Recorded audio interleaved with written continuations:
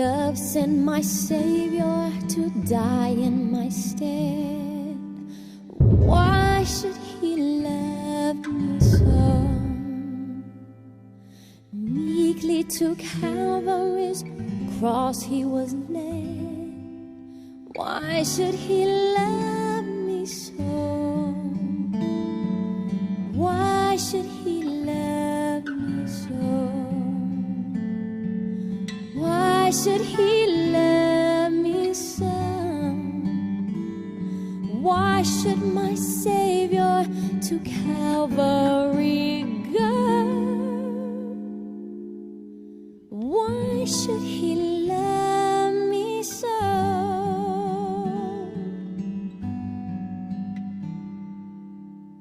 Nails pierced his hands and his feet for my sin. Why should he love me so? He suffered sore my salvation to win. Why should he love me so? Why should he love me so? Why should he love me so? Buenos días, Dios te bendiga, qué bueno vernos otra vez a través de este medio. Obviamente no te puedo ver yo, pero espiritualmente sí, siento y me da mucho gusto el que podamos estar en comunicación. Habrá quien diga, pero ¿cómo puedes sentir?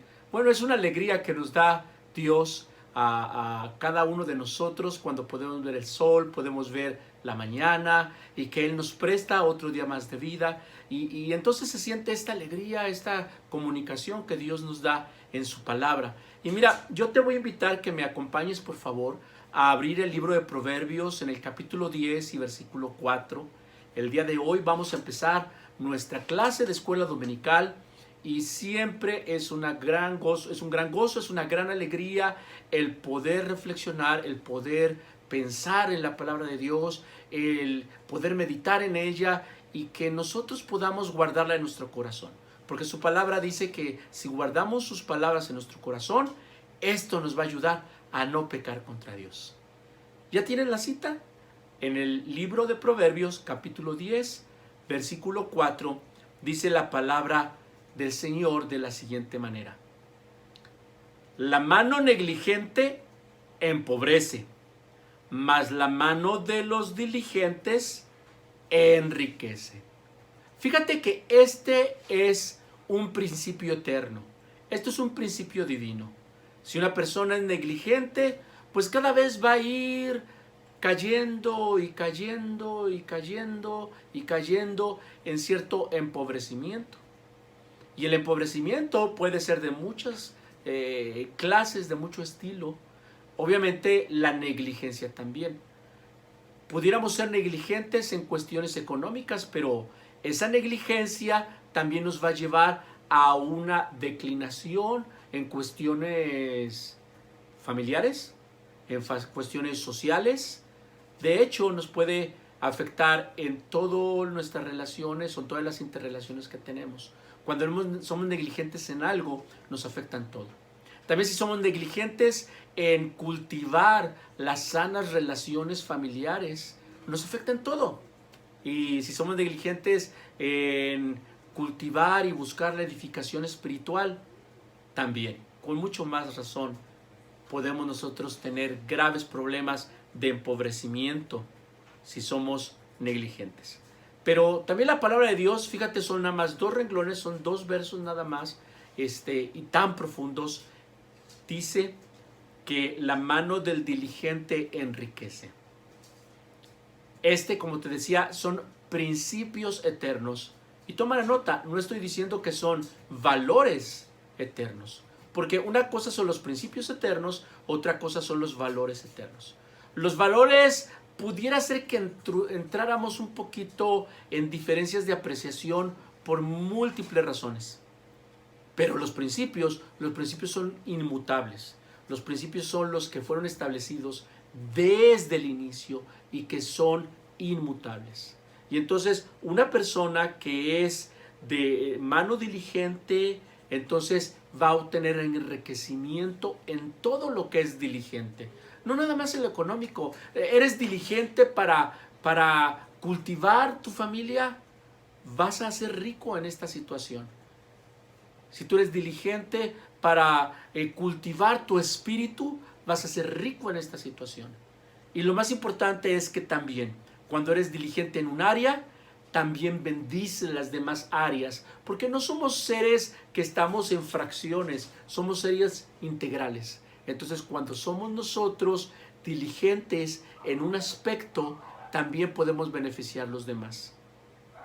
De eso vamos a hablar el día de hoy y voy a dejar el tiempo para mis hermanos. Pero antes vamos a orar. Padre, estamos delante de tu presencia dándote gracias por esta oportunidad. Señor, tienes un mensaje para cada uno de nosotros. Tienes una palabra para cada uno de nosotros. Permite que tu Espíritu Santo nos permita asimilar y entender lo que tienes de enseñanza para nosotros el día de hoy. Gracias por cada una de las personas que están conectadas con nosotros de manera virtual. Y muchas gracias, Señor, por aquellos que han dispuesto su corazón para estar conectados contigo de manera espiritual. Gracias, Padre, en nombre de Cristo Jesús. Amén. Bueno, sin mayor entonces preámbulo, hermanos, vamos a pasar a nuestra clase y los dejo con nuestros maestros. Dios te bendiga.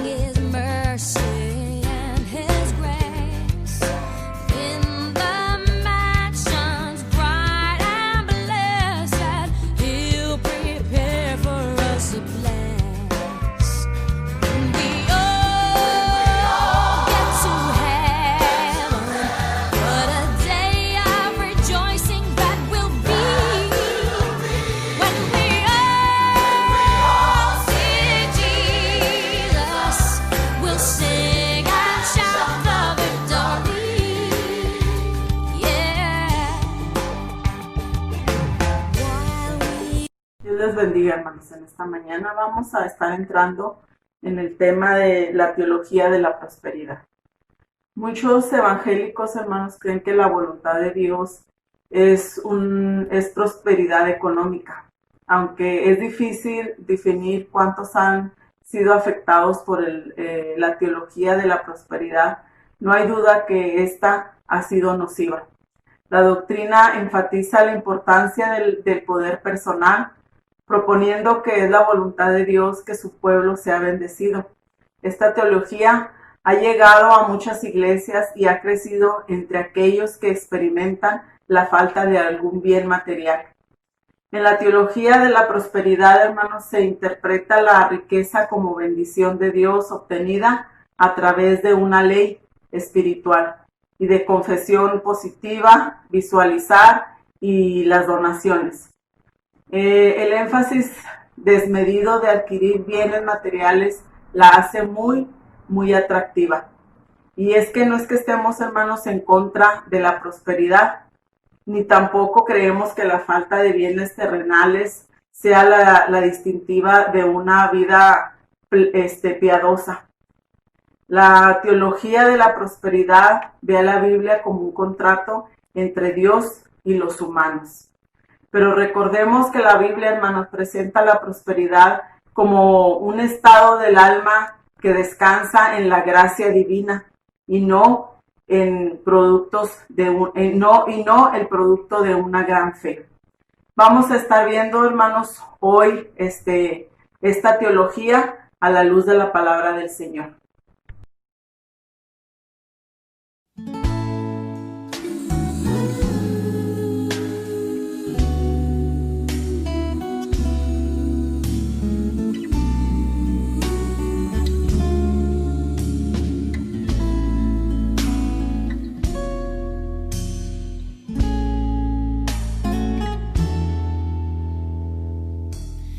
Blessed assurance, Jesus is mine.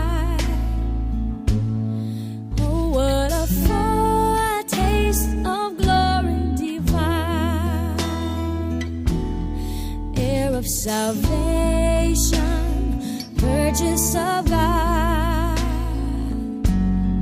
born of His Spirit, washed in His blood. This is my story, this is my song, praising my Savior all the day long. This is my story, this is my song, praising my Savior all the day long. Muy buenos días, hermanos, Dios los bendiga una vez más en esta hermosa mañana. Damos gracias a Dios porque nos permite una vez más estar aquí con ustedes compartiendo este consejo de la palabra a través de esta escuela dominical. Esperemos que usted se encuentre bien en su casa, preparado. Vamos a estar hablando acerca de la teología de la prosperidad. Y para empezar, hermanos, vamos a estar dando inicio en el primer punto, que es la perspectiva de la teología de la prosperidad. Este punto tiene su atractivo en 3 ingredientes, que es fe, lengua y palabra. Enseña que es posible que las cosas existan solo por declararlas con fe. Al descubrimiento del Internet, hermanos, en los años 80, más o menos, la política económica de Estados Unidos y los grandes predicadores de alcance mundial, la teología de la prosperidad prosperó. Y es fácil comprender las razones por las que resultan tan atractivo o tan atractivas, no solo para los ministros o pastores, sino para los creyentes, que ellos ven a un Dios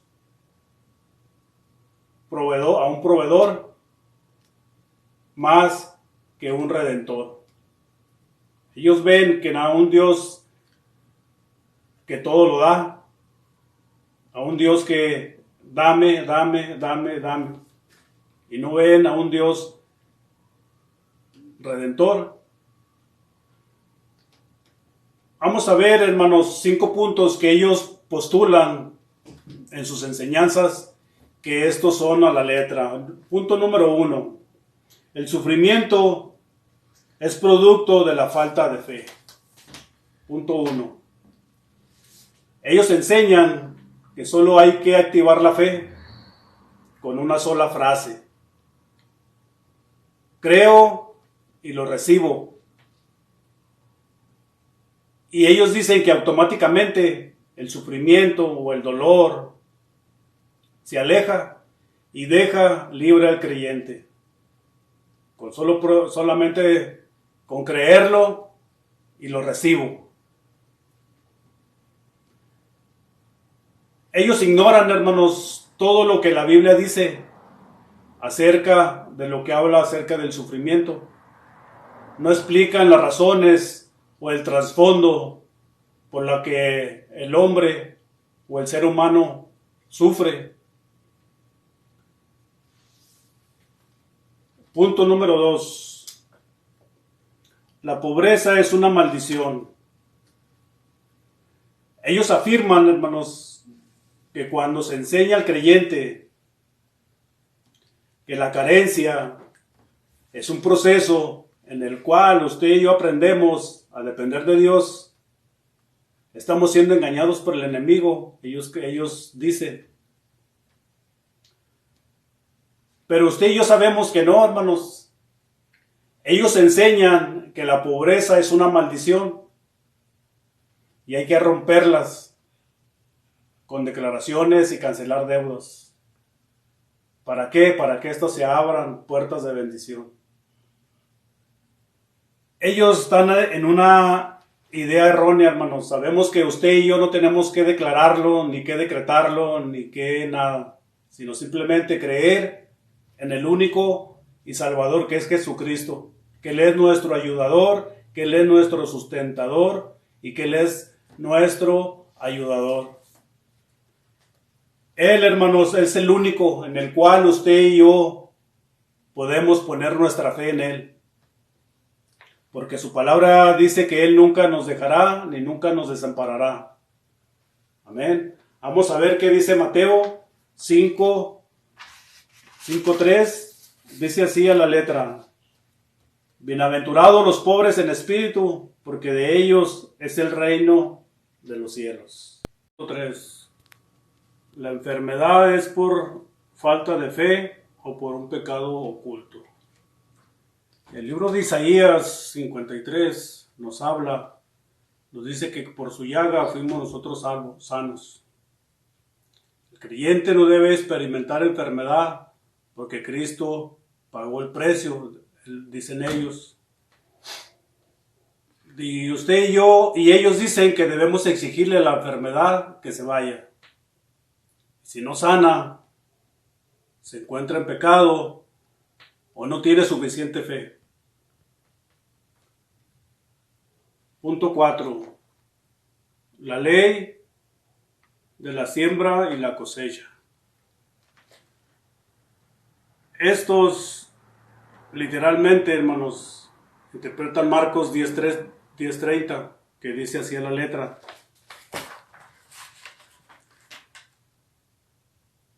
recibirá en esta vida 100 veces más casas, terrenos y familia. Ellos así lo interpretan literal, hermanos. Según esta doctrina, en el momento que usted y yo, hermanos, pongamos nuestros bienes en manos de Dios, estos se multiplicarán. Entre más semilla, más cosecha. ¿Qué es esto, hermanos? De que usted y yo, hermanos, nuestra confianza está en Dios. Ellos, hermanos, declaran y decretan que entre más usted siembre, más va a cosechar. O entre más dé usted dinero, Dios se lo va a multiplicar 100 veces más. Esto es lo que ellos piensan y creen. Punto número 5 y último, hermanos. Los pactos de fe. Los hombres, hermanos, hacen pactos con Dios entregándoles una cantidad fuerte de dinero. Se comprometen por fe a dar lo que no tienen, creyendo que lo tendrán. ¿Qué quiere decir esto? Ellos dicen, créele a Dios, pacta con Dios, y Dios te lo va a dar, Dios te lo va a multiplicar. Pacta. Y ellos, creyendo, dice que lo tendrán. Y esto es, hermano, para poder asegurar que la bendición que espera sea liberada por parte de Dios. Ya sea por lo que usted esté batallando, hermano, ya sea enfermedad, crisis económica. Si usted no pacta, Dios no puede liberar su bendición. Entonces por eso tiene que pactar con Dios. Tiene que hacer una promesa con Dios. Una promesa de fe. Ellos le llaman así.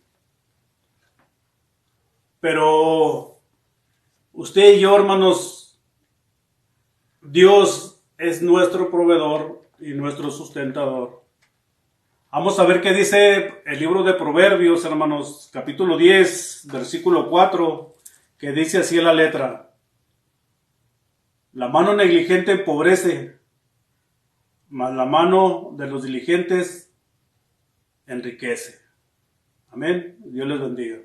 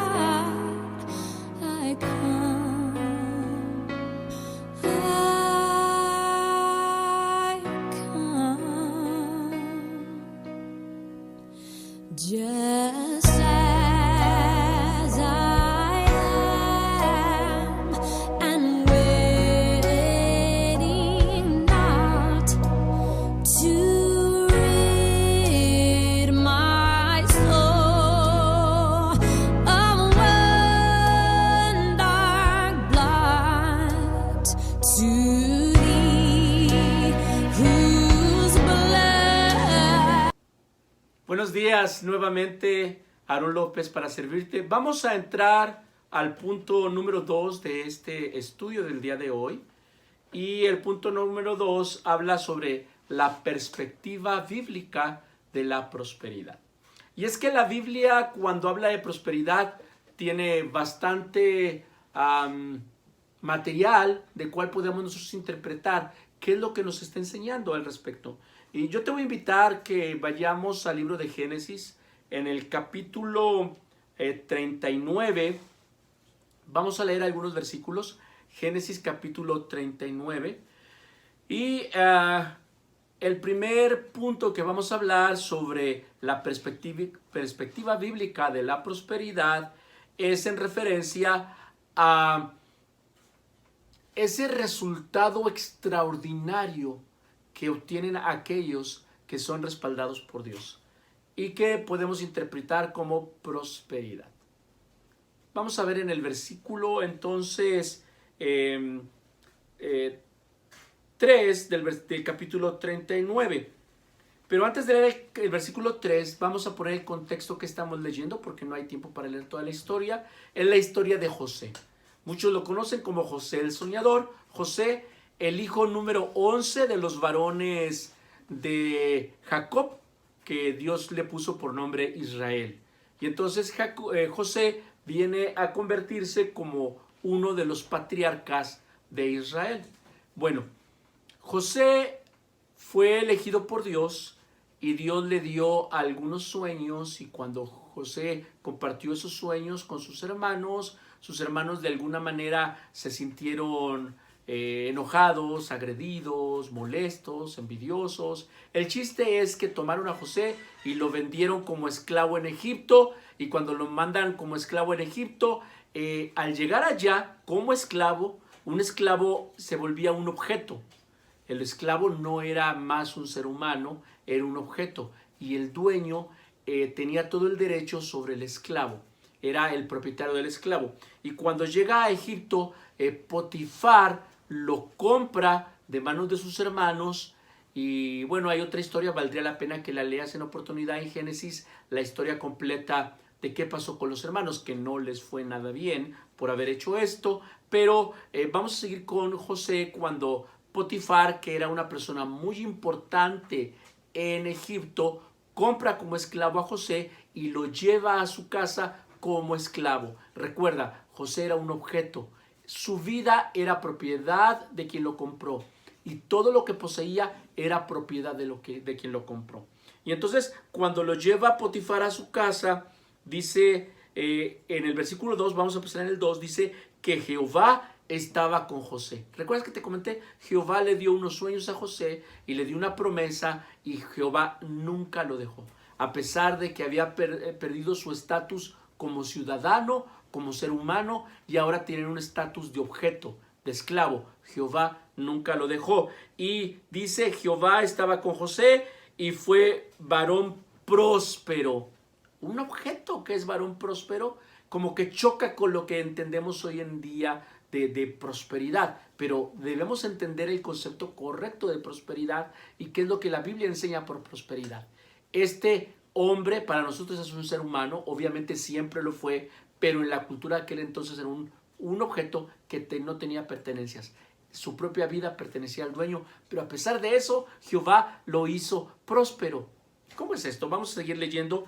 Y estaba en la casa de su amo, el egipcio. Y el número 3, versículo 3 dice, y vio su amo que Jehová estaba con él. Fíjate, aún para el egipcio quedaba claro que Jehová estaba con su esclavo, y que todo lo que hacía el esclavo, todo lo que hacía José, todo lo que hacía ese objeto con vida, ese esclavo, todo lo que hacía, dice la Biblia, Jehová lo hacía prosperar en su mano.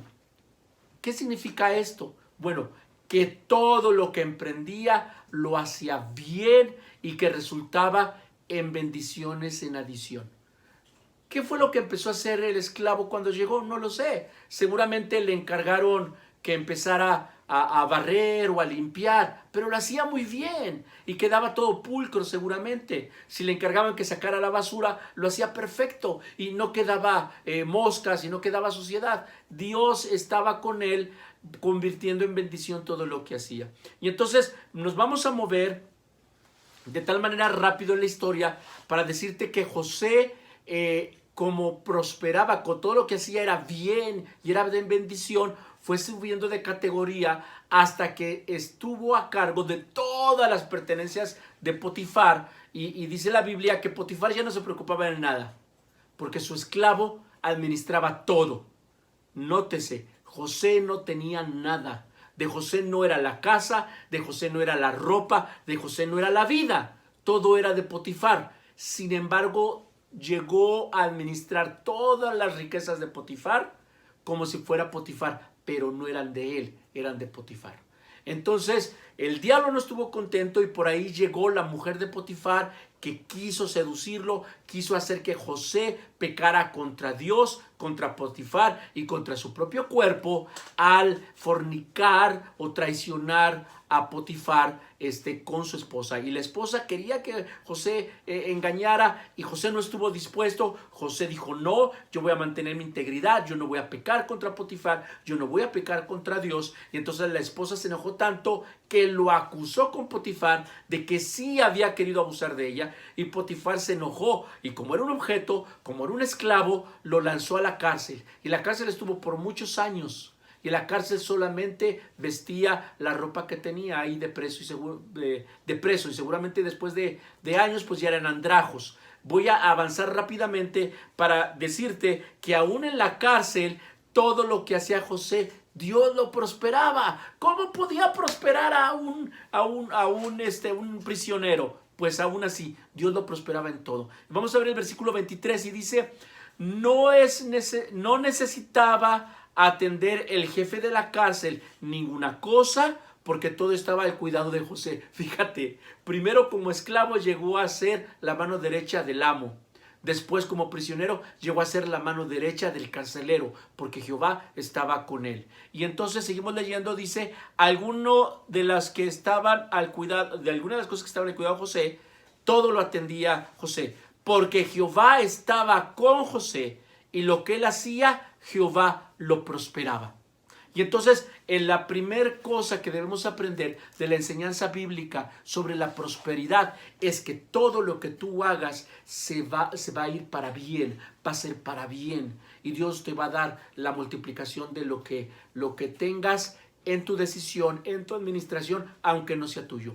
Como empleado, como estudiante, como obrero, Dios te va a respaldar. Y ese es el primer punto en la prosperidad que Dios da a sus hijos. Vamos a ver un segundo punto, y es sobre tu hogar, sobre tu casa, sobre tu residencia. Lamentablemente por motivos de tiempo, porque pudiéramos durar horas analizando y disfrutando y aprendiendo de todos estos pasajes, solamente te voy a dar las citas y tú las saboreas en tu casa. En Génesis capítulo 26, versículo 22, tenemos nuestro siguiente ejemplo de prosperidad. Y esto nos habla que Jehová estaba prosperando y fructificando en la tierra. Y es decir, que Jehová le estaba dando a la casa de Isaac un lugar para vivir.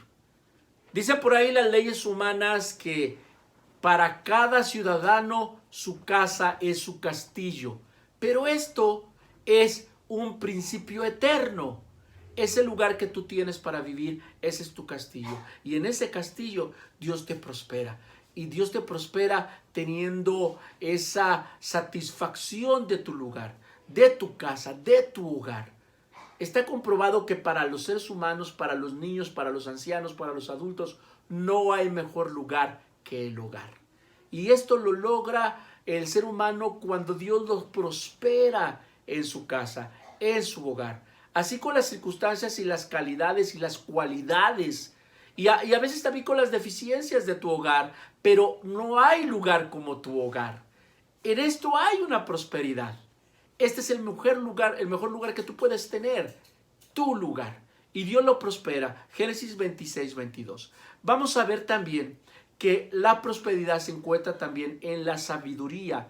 En el libro de Josué, capítulo 1, versículo 7, la Biblia dice que Jehová le ayudaba a prosperar en todas las cosas que emprendía. Es decir, le daba sabiduría para poder hacer las cosas de tal manera que prosperara. Y quiero dejar claro que una cosa es la inteligencia, otra es el conocimiento y otra cosa es la sabiduría.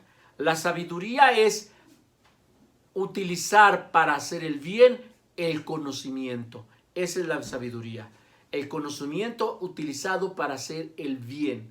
Porque hay por ahí algunos que dicen, es que esa persona tiene sabiduría para el mal. Bueno, no hay sabiduría para el mal. El que es inteligente para hacer cosas malas, realmente dice la Biblia que en un momento va a ser trastornado y va a ser quebrantado. Pero en el que hay una sabiduría verdadera, esa sabiduría trae prosperidad. Y entonces Dios te va a dar una inteligencia que puedas utilizarla para hacer el bien y que esas cosas prosperen. En lo que tú tienes, en el trabajo que tienes. Hay gente que dice, oye, pero esta persona, ¿cómo es buena para la mecánica? Lo que toma lo arregla y qué fácil lo hace. Esta persona, ¿cómo es buena para cocinar? Mira, lo que toma, qué bien lo hace. Porque Dios agrega sabiduría. Y hay personas que son muy buenas para aconsejar y que a veces las buscamos porque Dios le da las palabras correctas para dar salud. No para regañar, cualquiera regaña. No para agredir, cualquiera agrede. No para decir sus verdades, cualquiera tiene la arrogancia y la torpeza de decir que dice las verdades. No. Aquel que lleva un ungüento de salud cuando da un consejo. Dios prospera en sabiduría para todo eso.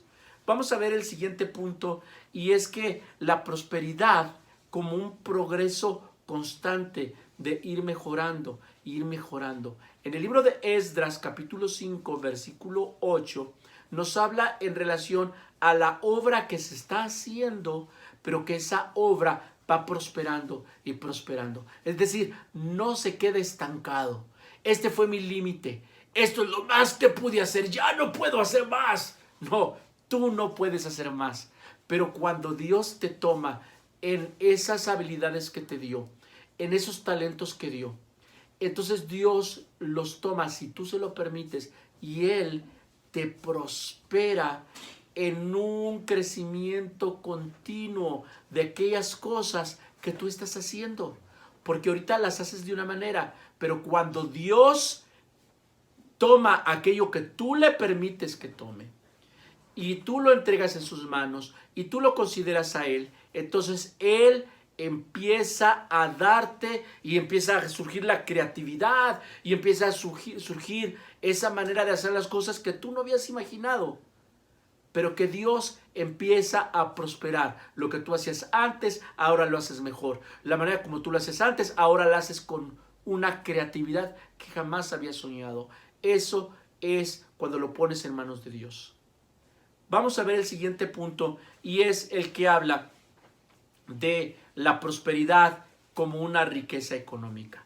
Y ahí en el libro de Job, en el libro de Job, capítulo 15, versículo 29, lo está tomando como una relación a lo que estaba pasando con Job, aunque en este caso está hablando que las riquezas no permanecen para siempre, y creo que esto todos lo conocemos. A veces recibimos algún dinerito y que es por el fondo de ahorro, por la caja de ahorro, por el aguinaldo, por un regalo, por alguna razón tenemos un dinero. Y creo que estás consciente y te ha sucedido que el dinero dura menos de lo que se esperaba. Y entonces la prosperidad no radica en la cantidad de dinero, pero si tú utilizaste ese dinero para bien, entonces seguramente va a permanecer un poco más. si lo usaste para construir, si lo usaste para poder mejorar tu calidad de vida. Obviamente si lo dejaste ir en bienes vanos o bienes que eran nada más momentáneos, satisfactorios no momentáneos, pues así de rápido se van a acabar, como un globo de gas. Se revienta y se acabó. Era muy grande, era gigante, era hermoso, pero se revienta y se acabó. Bueno, así pasó con Job, y realmente hay que recordar que Job no pecó, sino Job es puesto como un ejemplo para ti y para mí, que las riquezas son temporales y se pueden acabar en un momento, aun y cuando no hayamos hecho nada malo. Pero Job mantuvo su integridad y entendió y no agregó despropósito a Dios, sino que él dijo, ¿a poco solamente recibiré las cosas buenas de Dios y no recibiré cuando llegue algún mal? Porque Dios tiene un propósito para todo. Demos la gloria a Dios en todo. Vamos a ver el punto de la prosperidad como un estado del alma. También en el mismo libro de Job nos enseña la contraparte. No solamente que las riquezas son pasajeras, y quiero aclarar, no estamos en contra de las riquezas. El problema no es las riquezas, el problema no es trabajar y acumular. Qué bueno que trabajes y acumules. Aquí lo que estamos dejando cada cosa en su justa dimensión. Las riquezas no son del diablo y el trabajar para acumular no es del diablo. Aquí el punto es cuando se ama por sí solo, como un objetivo, y no se entiende que es un medio. El dinero, la acumulación es un medio, no debe ser el fin. Bueno, vamos a seguir, y en el caso de Job, en el capítulo 12, versículo 6, nos habla un poco sobre esto. Yo quiero adelantarme y te quiero invitar a que abramos la Biblia en el libro de Proverbios, capítulo 11 y versículo 25. Vamos a leer la Biblia en el libro de Proverbios, capítulo 11, versículo 25. Ya estoy por terminar mi participación, y aquí podemos leer que la Biblia nos dice que el alma generosa será prosperada, y el que saciare, él también será saciado. Todo el capítulo 11 nos habla de consejos de Dios respecto a la postura correcta que debemos de tener en relación a los bienes materiales, los bienes espirituales. Obviamente hay que dejar claro, no es malo y no es pecado tener bienes materiales. Lo malo es el alma que está amarrada, que está encadenada, que está comprometida con las riquezas de una manera indebida. Pero el alma, dice en el versículo 26, el 25, el alma generosa será prosperada, el que saciare, él también será saciado. Y en el 26, al que acapara el grano, el pueblo lo maldecirá, pero bendición será sobre la cabeza de aquel que lo vende. Fíjate, ni siquiera te está diciendo que lo regales, sino que compartas de alguna manera sabia, alguna manera entendida. Y aquí a veces nosotros tenemos la actitud de decir, es que el viejito que está empacando, si hubiera sido sabio y hubiera ahorrado, no estaría ahí. Pero no le compartes una moneda por haber empacado. Él te está regalando su servicio. Tú debes también agradecer esa contraprestación. Habrá quien diga, es que los que cuidan los carros en el estacionamiento, aquí les llamamos parqueros, en algún lugar les llaman franeleros. Hay quien dice, no, mejor que se vaya y se consiga su trabajo. Bueno, el alma generosa puede compartir. Y entonces la que se engrandece es el alma, pero la actitud del alma se refleja a través de las posturas y de los hechos. Por último, voy a hablar de la prosperidad en el Nuevo Testamento. Y déjame te comento que en el Nuevo Testamento, cuando se habla de la prosperidad y se habla mucho de ayudar durante el camino. Y es que ¿para qué queremos la prosperidad si no es para ayudar? Vuelvo a insistirte, no lo dejemos amarrado al tema de lo material. Hace rato yo te hice varios ejemplos de lo material porque es con lo que más fallamos. pero la prosperidad en cualquiera de sus facetas, sea prosperidad de espíritu, sea prosperidad en nuestro hogar, sea prosperidad en la sabiduría para hacer las cosas, sea la prosperidad en lo económico, sea la prosperidad en cada una de las facetas que Dios prospera, en nuestra familia que fructifica, en nuestra familia que crece dentro de la voluntad de Dios y que prosperan por estar dentro de la voluntad de Dios. Todo eso es prosperidad para uno también. Y todo eso debe ser para compartir, para ayudar en el camino que Dios nos ha puesto. Gracias por escucharme. Mi nombre es Aaron López. Dios te bendiga.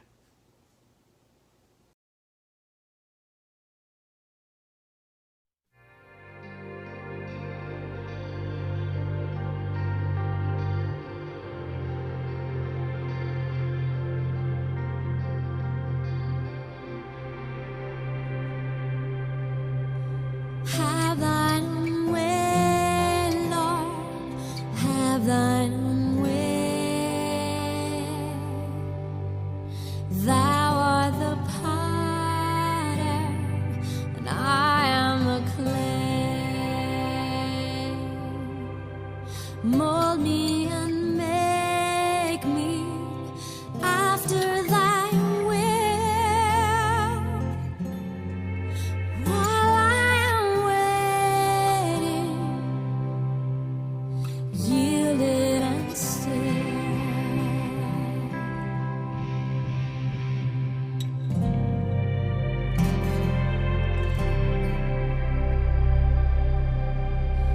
Have thine own way, Lord, have thine own way. Search me and try me, Master, today. Whiter than snow, Lord. Buenos días, hermano, Dios te bendiga. Vamos a ver nuestro tercer punto de nuestro estudio de hoy, implicaciones bíblicas. En primer lugar, vamos a ver la prosperidad es un medio, no un fin. La prosperidad bíblicamente no es un medio por el cual cada uno de nosotros somos bendecidos en todas las áreas de nuestras vidas. Dios quiere que todos nosotros disfrutemos de buena salud y de sus bendiciones. Él quiere que nos vaya bien en todo. Él quiere que estemos bien en todos los aspectos, mi hermano. Dios quiere que todos nosotros tengamos lo suficiente para poder suplir vivienda, alimento, vestido para nosotros y para nuestras familias, pero sobre todo para ayudar a otros y llevar adelante la causa de Cristo. Él quiere suplir todas nuestras necesidades, pero también Él quiere que ayudemos a otros que se encuentren en necesidad. Y sobre todo, llevar adelante la causa de Cristo. En segundo lugar, hermanos, vamos a ver la fe como medio para la solución de problemas. Todos sabemos que por la fe hemos sido justificados. Por la fe, Abraham y otros obedecieron a Dios. Por la fe, otros sufrieron pobreza y muerte. Sabemos que Dios puede darnos lo suficiente para nuestras necesidades y que promete suplirnos lo que necesitamos conforme a las riquezas en Cristo Jesús. Todo eso lo sabemos nosotros. Pero también hay que reconocer la enseñanza de la Biblia de que Dios puede permitir que nosotros pasemos por tiempos de necesidad. Se puede ser pobre o tener necesidades materiales a fin de recibir ánimo para confiar más en Él y cultivar la fe. Así que con esto no hay forma de decir que la fe únicamente enriquece.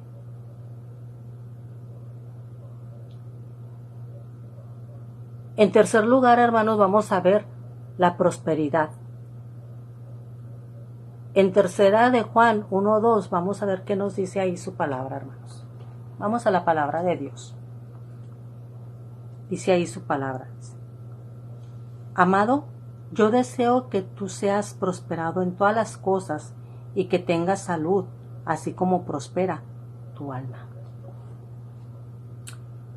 Vemos aquí, hermanos, que el deseo de Juan, prosperidad para la vida de su amigo Gallo, no es una garantía ni siquiera para él. Así que las bendiciones de Dios mediante la redención en Cristo tiene el propósito de satisfacer las necesidades físicas como también las espirituales. No nada más en lo económico, no nada más está hablando en lo económico, hermanos. Y muchas veces en lo primero que pensamos es en las necesidades materiales, es en las necesidades económicas. Luego lo pensamos o luego lo pedimos al Señor, quiero un trabajo bueno, quiero tener una casa, quiero tener un carro. En todo lo material pensamos, pero hay una necesidad muy importante de la que ni nos acordamos. Y esas necesidades son las espirituales. ¿Qué está pasando con nosotros, hermanos? ¿Qué está sucediendo? ¿Por qué no nos acordamos de las necesidades espirituales, que es lo más esencial en nuestras vidas como hijo de Dios? Nosotros como hijo de Dios, lo más importante que debe de ver o que debemos de pedir es que nos supla las necesidades espirituales. Eso es lo más importante que nosotros debemos de pedir, no lo material. Sabemos que sí, lo pedimos y el Señor nos lo va a dar. Sí nos lo va a dar, porque Él nos ama tanto que nos da todo lo que le pedimos. Pero aquí nuestra prioridad en cuestión de necesidades deben de ser las espirituales, mi hermano. Y en cuarto lugar vamos a ver el sufrimiento. Parece que hay una pregunta que la teología de la prosperidad ignora. Vamos a ver cuál es esta pregunta. Vamos a ir ahí a nuestra palabra en Job 1:8.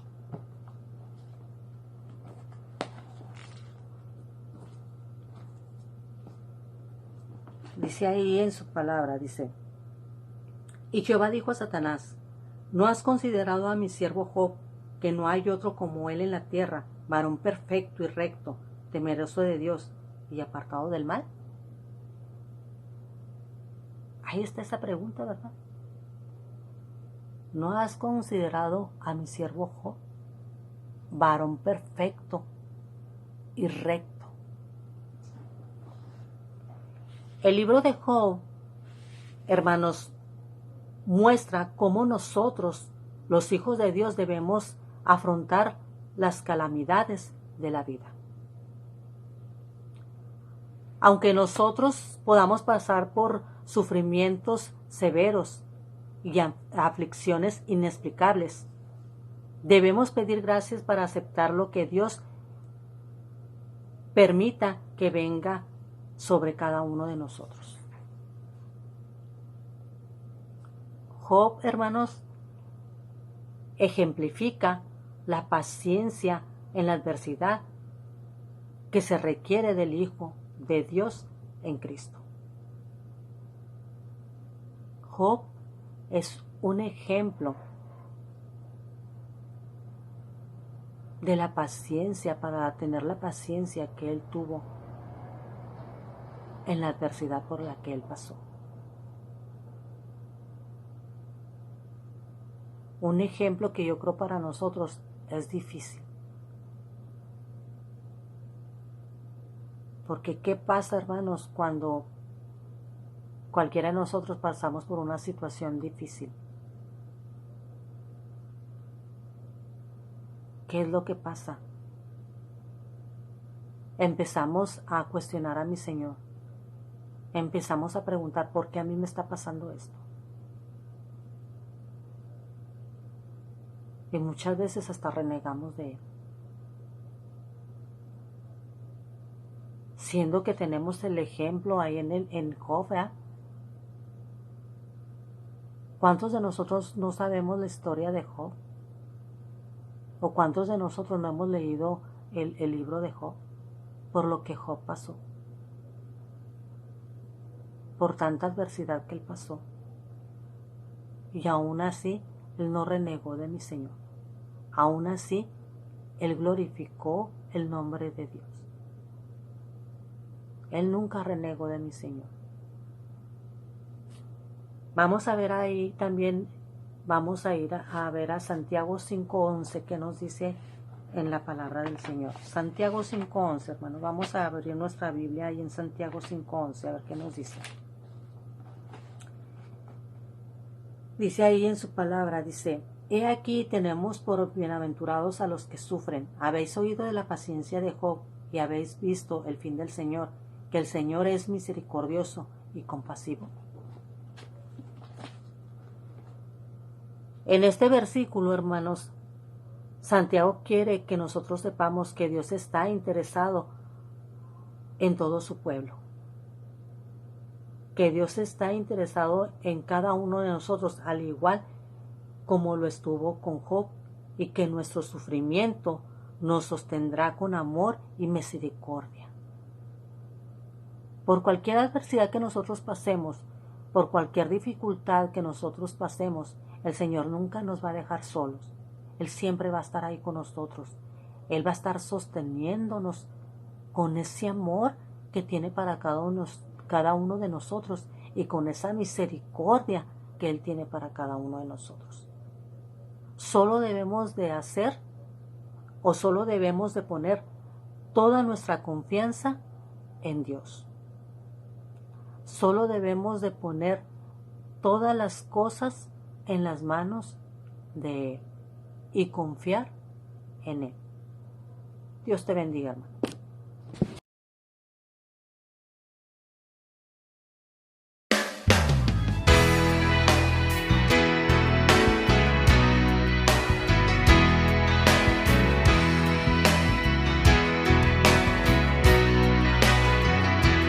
I saw a blood-washed pilgrim, a sinner saved by grace, upon the King's great highway, with peaceful shining face.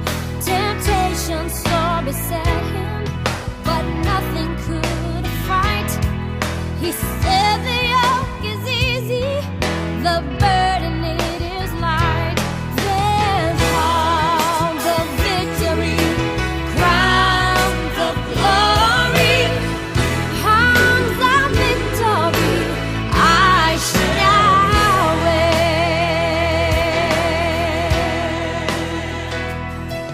I saw him in the furnace, he doubted not nor feared, and in the flames beside him, the sun.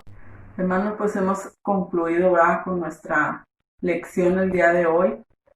Algunas expresiones, hermanos, que hace la teología de la prosperidad es: pacta con Dios, recibe tu milagro hoy mismo, amén, sabiendo, hermanos, que el Señor es soberano y que Él sabe cuándo hará el milagro, no exigirle a Dios que Él lo haga en ese momento.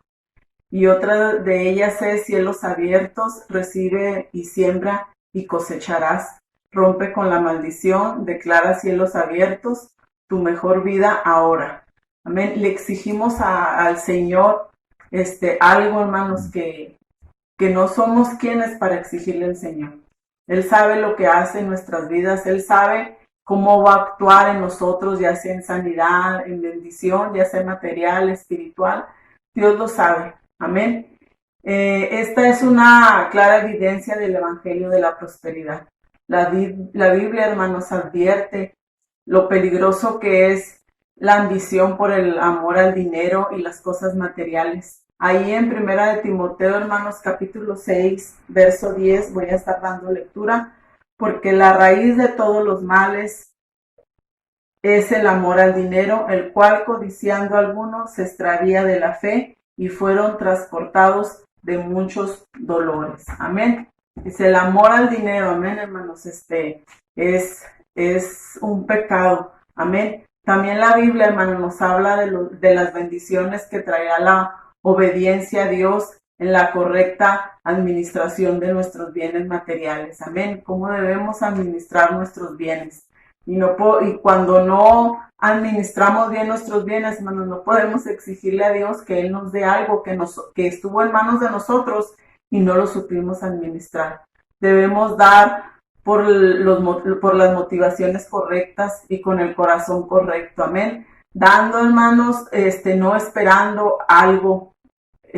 Cuando nosotros demos, no esperamos que Dios nos va a devolver lo que nosotros ya dimos. Amén. Si a Dios le place, Dios nos lo dará. Amén. Porque Dios ama al que da con alegría y sencillez de corazón.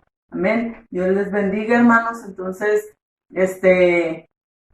debemos de ser fieles a Dios, no exigiéndole y pidiéndole que Él obre conforme a su divina misericordia y a su divina gracia. Que el Señor les bendiga.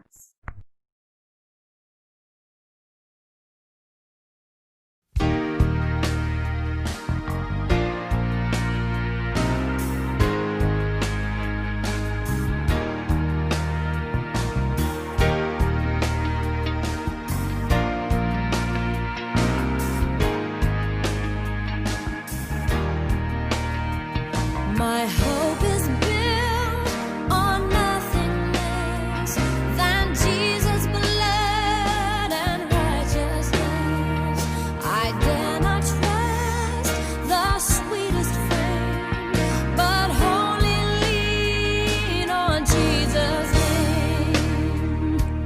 Oh, Christ the solid rock I stand, all other ground is sinking sand. All other ground is sinking sand.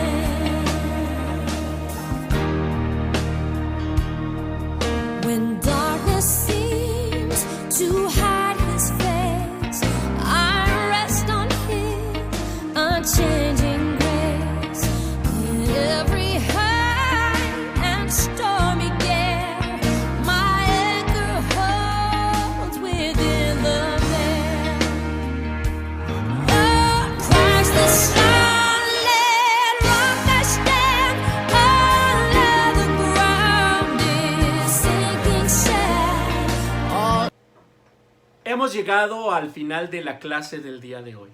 Yo te invito a que me acompañes, por favor, en el libro de Primera de Timoteo, capítulo 6, y vamos a ver algunos versículos de este libro. Primera de Timoteo, capítulo 6. Vamos a leer solamente 3 versículos, del 6 al 9. 6 al 9.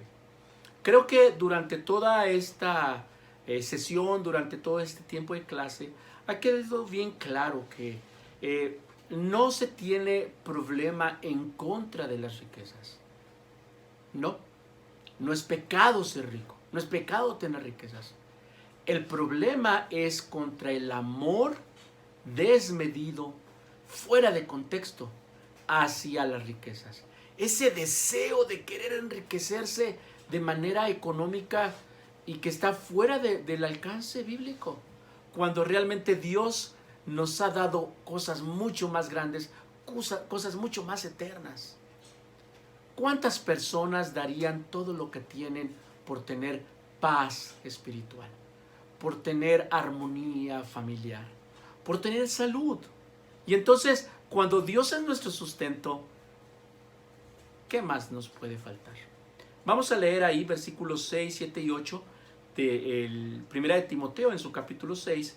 Dice: pero gran ganancia es la piedad acompañada de contentamiento, porque nada hemos traído a este mundo y sin duda nada podremos sacar. Así que, teniendo sustento y abrigo, estemos contentos con esto. ¿Con qué? Con que no podemos llevarnos nada. Y lo único que podemos presentar delante de Dios es nuestro testimonio. Estemos contentos y gozosos, no conformistas, contentos. Es un gusto haber estado el día de hoy. Gracias por acompañarnos en esta clase y te pedimos que no vayas a faltar. La próxima semana tenemos la siguiente clase y la siguiente clase va a estar hablando sobre el movimiento judeo-mesiánico. El movimiento judeo-mesiánico. También no te olvides, tenemos el servicio general hoy domingo a la 1 de la tarde. El martes tenemos la transmisión de infantil a las 7 de la tarde. El miércoles transmisión de también servicio general a las 7 de la tarde. No se te vaya a olvidar que estamos siempre tratando de dar el servicio porque a eso nos ha llamado Dios. Y el lunes y el jueves estamos teniendo la transmisión de cápsulas juveniles para que también estés al pendiente. En lo que es la página de Facebook del Templo del Sembrador, vamos a estar constantemente publicando y todo con un solo propósito. El único propósito de alcanzar precisamente esa prosperidad espiritual que el Espíritu Santo nos da a aquellos que queramos buscarle de todo corazón. Mi nombre, Aarón López. Dios te bendiga. Nos vemos pronto.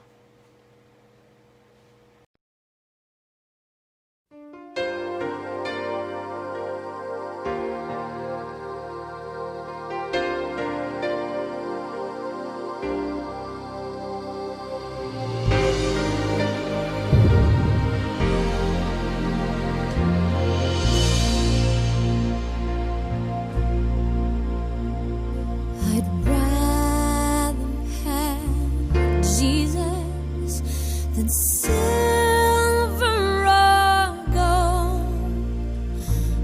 I'd rather have Him than have riches untold. I'd rather have Jesus than houses or land. I'd rather be led by His name.